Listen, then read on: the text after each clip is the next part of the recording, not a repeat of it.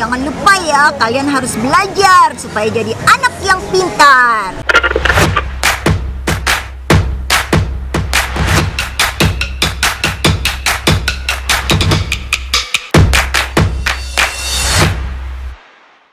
Assalamualaikum warahmatullahi wabarakatuh. Halo teman-teman semua, balik lagi ke saya Tisa Julianti. Hey, gimana nih di episode kedua kemarin? Udah puas belum tentang tips jadi daber ala Tisa Julianti? Ada yang belum? Tenang, kalau di episode kali ini lebih ramai lagi nih yang akan memberikan tips untuk kalian semua. Saya akan memberikan tayangan dari teman-teman daber yang setiap harinya mewarnai suara-suara tokoh-tokoh di televisi. Siapa aja mereka dan apa ya tips dari mereka untuk kalian? Saksikan yuk! Tapi sebelumnya jangan lupa ya, subscribe channel Tisa Julianti dan tonton sampai habis. Namaku Lis Kurniasi, aku sudah jadi daber sejak akhir 2001. Kesan-kesannya banyak senangnya sih, tapi banyak juga susahnya. Senangnya kerjaannya have fun, banyak ketemu sering banyak ketemu orang baru. Sedih-sedihnya ya kita kerja nggak kenal waktu ya, kadang-kadang kalau lagi kerjaan banyak, kadang dari pagi ketemu pagi, kadang orang-orang libur kita masuk, orang-orang masuk, kadang ya kita masuk juga, kayak gitu. Halo, saya Ian Saibani. Kesannya sih menyenangkan karena emang profesi yang disukain gitu. Terus kalau dipikir-pikir sih profesinya nggak terlalu, bukan yang perlu mikir serius gimana gitu, tapi butuh keterampilan. Halo, nama saya Risa atau nama panjangnya Risa Chandra. Sudah jadi daber sekitar 11 atau 12 tahun. Menurut saya jadi seorang daber itu adalah pekerjaan yang gak disangka-sangka. Soalnya gak pernah kepikiran untuk jadi seorang daber, pada akhirnya itu jadi mata pencaharian saya gitu. Tapi akhirnya dengan mata pencarian itu saya bisa menghidupi kehidupan saya sendiri. Jadi ya disyukuri aja. Sangat menyenangkan pekerjaannya. Pengalamannya sih pastinya nggak cuman sukanya aja ya, tapi ada juga dukanya. Tapi dukanya itu kalah sama sukanya. Soalnya pekerjaan ini sangat menyenangkan. Jadi aku suka banget sama pekerjaan ini. Selama dari awal mulai jadi seorang daber sampai sekarang, pekerjaan ini tidak pernah mengecewakan sih. Halo, nama saya Ila. Saya seorang daber dan sudah jadi daber dari tahun 95. Kesan-kesan jadi daber itu, dulunya itu aku tuh syuting cerita untuk anak. Terus ternyata diajakin untuk dubbing, dan ternyata lebih menyenangkan dubbing karena kerjanya di balik layar, nggak gitu capek, masih bisa main saat usia aku saat itu 9-10 tahun. Halo, nama saya Hani. Saya menjadi daber sejak tahun 1995. Berarti berapa tahun tuh? 20 tahun lebih deh pokoknya. Menjadi seorang daber memang sejak dulu kan cita-cita. Oh, bukan cita-cita sih, penasaran aja. Gimana sih caranya tuh bisa jadi daber? Terus alhamdulillah dikasih kesempatan untuk bisa menjadi daber. Ternyata, dan karena itu adalah keinginan yang sangat kuat ya untuk menjadi daber, alhamdulillah bisa bertahan sampai sekarang.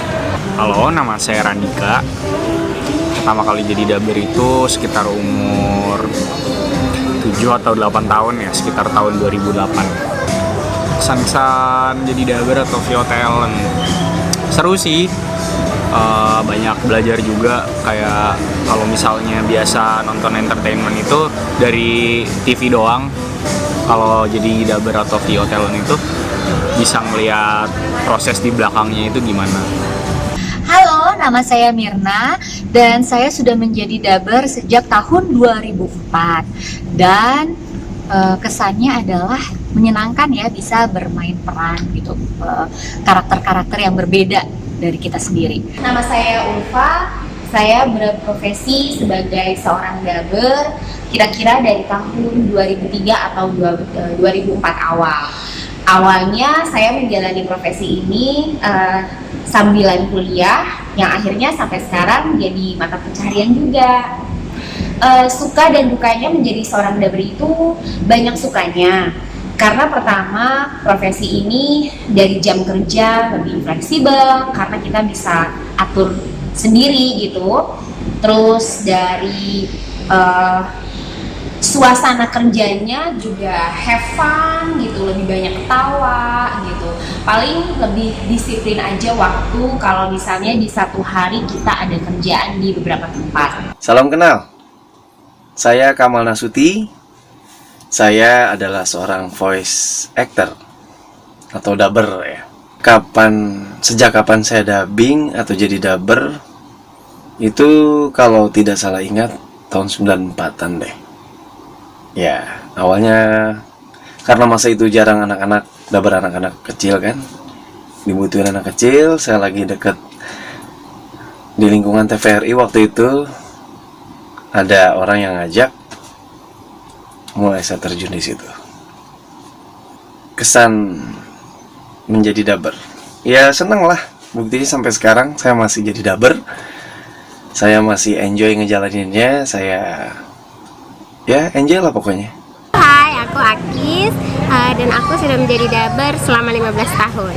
Kesannya apa ya? Seru. Terus jadi seorang dubber itu bisa mengekspresikan berbagai karakter, bisa nggak jadi diri sendiri, terus seru deh. Jadi kerjanya nggak berasa kerja, berasa main. Karakter apa ya? Waduh, harus mikir dulu. Karakter. Kalau yang paling diinget banget yang pasti sih film pertama ya, itu pasti nggak akan terlupakan. Film pertama itu dia itu film Sakura Wars. Sebagai Kana, nama perannya Kana, dia karakternya tomboy sih. Aku pun juga saat itu pertama kali dubbing belum bisa merubah suara, jadi ya masih suaraku gini aja karena tomboy, ya udah lepas aja gitu kan. Terus ya udah, itu paling diinget banget sih karena film pertama sih. Karakter Tayo sebenarnya sih aku bilang karakter anak-anak biasa sih. Ketika casting pun juga tidak terlalu susah ya, kita tinggal menyesuaikan aja sih. Bahkan sebenarnya suara Tayo dengan suara aslinya itu sebenarnya jauh beda dengan suara aku ya. Cuma aku bilang sih ya nggak terlalu susah sih Tayo itu. Dulu sempet megang Amigos. Itu Amigos itu telenovela yang lumayan lah, berapa tahun gitu ya. Jadi Rafael. Sebenarnya semuanya ingat karena semua karakter itu spesial. Semua karakter itu bermacam-macam karakternya. Tapi yang paling diingat waktu itu pernah meranin Gumbal. Gumbal ini karakternya itu dia di dalam satu frame atau satu scene dia bisa emosinya itu 3-4 emosi harus pindah cepet gitu. Jadi itu yang bikin kayak butuh explore actingnya itu banyak banget di situ. Tapi aku suka. Kalau untuk ngisi karakter, aku lebih suka aku ngisi antagonis. Yang paling sangat berkesan antagonis di film Abad Kejayaan. Di situ aku jadi istrinya Sultan Sulaiman, jadi Hurrem. Karakter dia itu sadis, tapi sebenarnya dia baik. Cuma dia karena ambisi aja untuk jadi seorang ratu.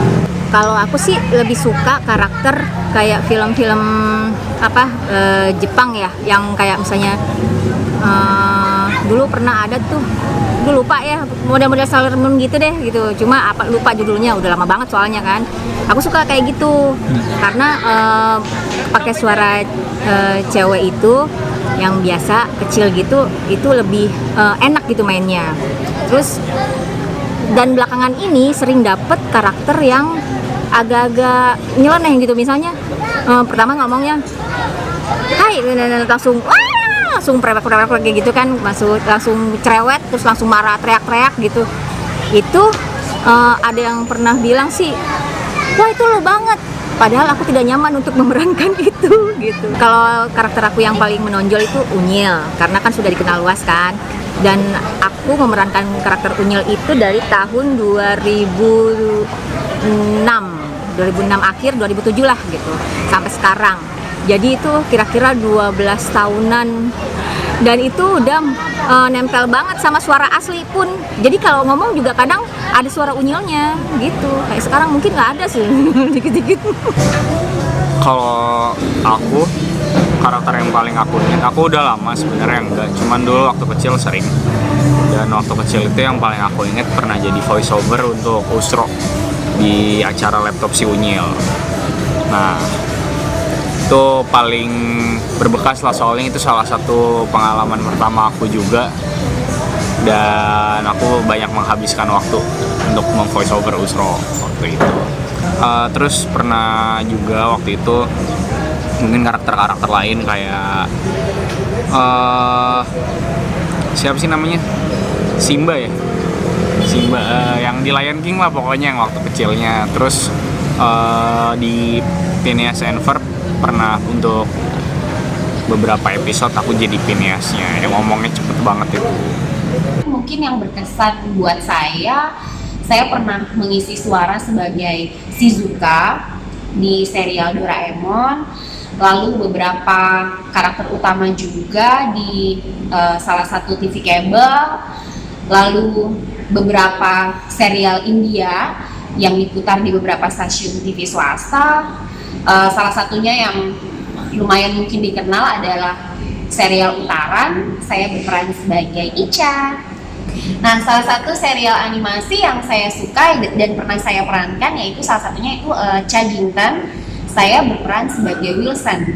Aang, The Legend of Aang, Avatar itu akis banget.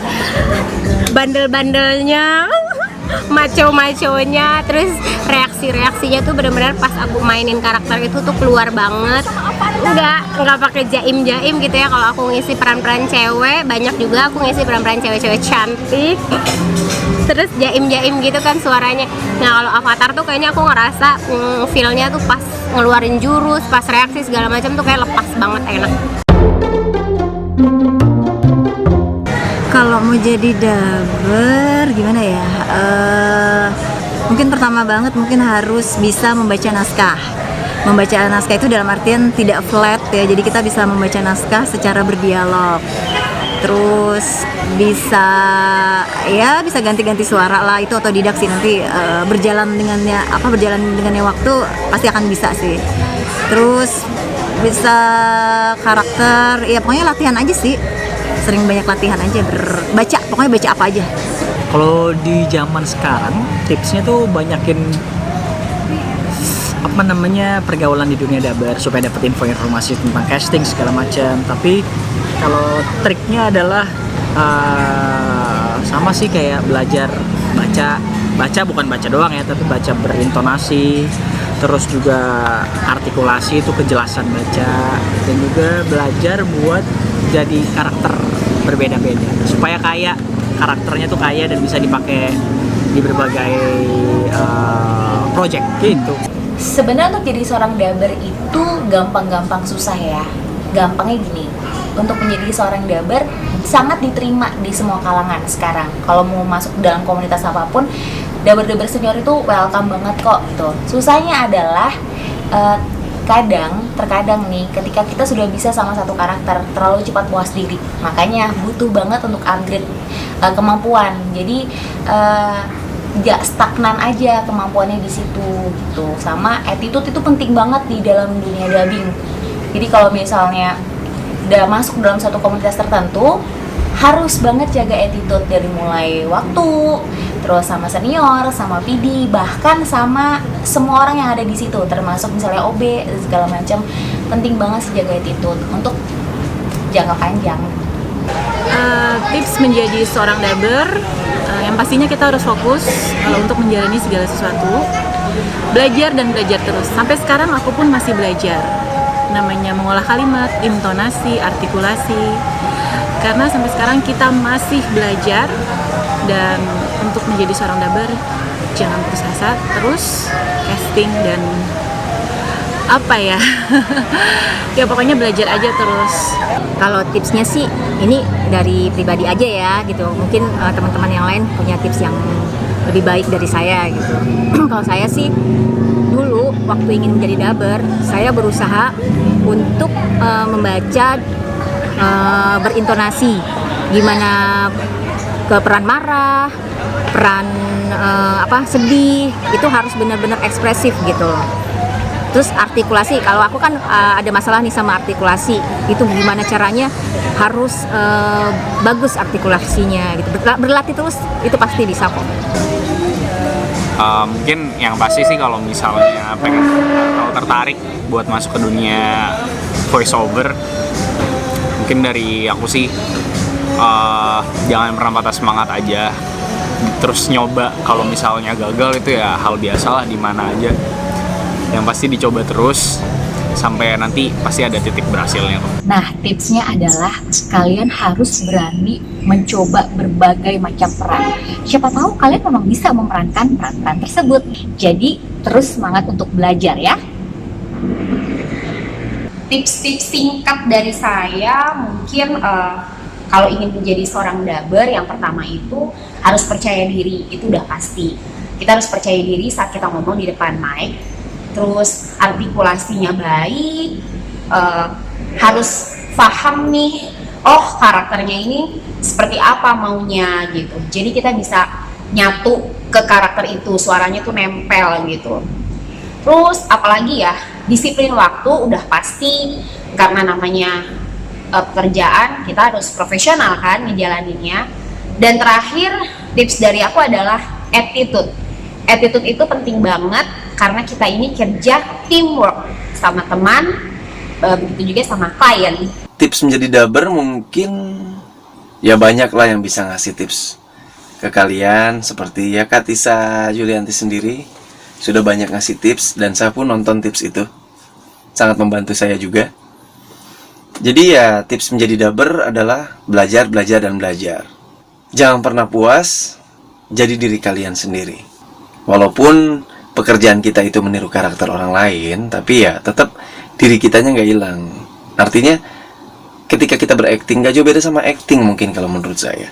Kita acting, marah tuh seperti apa, sedih tuh seperti apa, nangis seperti apa gitu. Itu akan sangat kepake banget buat kita ke depannya. Dan ya tetap rendah hati. Ya jangan sombong. Ya. Sukses terus, terima kasih. Tipsnya suaranya harus bagus kayak saya. Loh, salah. Suaranya harus bisa memainkan peranan. Jadi kalau kita dapat peran yang kayak apa, yang aneh-aneh, kita harus bisa nyesuaiin.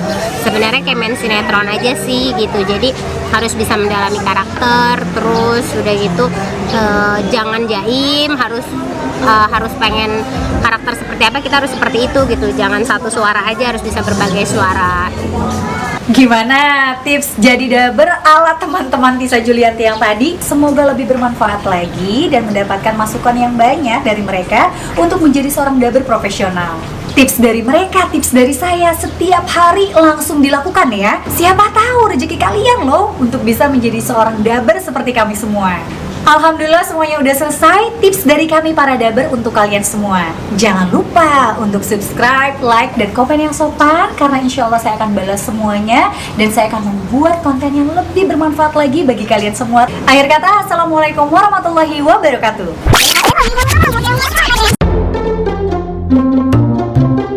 Halo teman-teman, jangan lupa ya, kalian harus belajar supaya jadi anak yang pintar. Pedro, ini saatnya kita mengerjakan dia. Lihat itu, Ana ada di sana. Halo, perkenalkan, aku adalah si Otan. Aku senang sekali bisa bertemu dengan kalian. Pokoknya pesan aku adalah kalian harus selalu menyayangi dan menjaga hewan ataupun binatang peliharaan di sekitar kalian sampai kapanpun. Aku akan menenggelamkanmu ke dalam lautan. Aku akan membungkusmu di dalam karung. Aku tidak akan segan-segan melakukan itu padamu. Halo teman-teman, jangan lupa saksikan Unyil setiap hari Senin sampai Jumat jam 12 siang. Aku kehilangan areaku. 12. Hai teman-teman, bagaimana? Kalian sudah siap? Ayo kita berangkat. Hai Rapunzel, apa yang kau lakukan? Sudah lama aku menantikanmu. Akhirnya aku bisa bertemu denganmu. Ya. Kau tahu? Aku sangat merindukanmu. Hei Katara, tunggu dulu. Apa? Yip, ayo kita serang.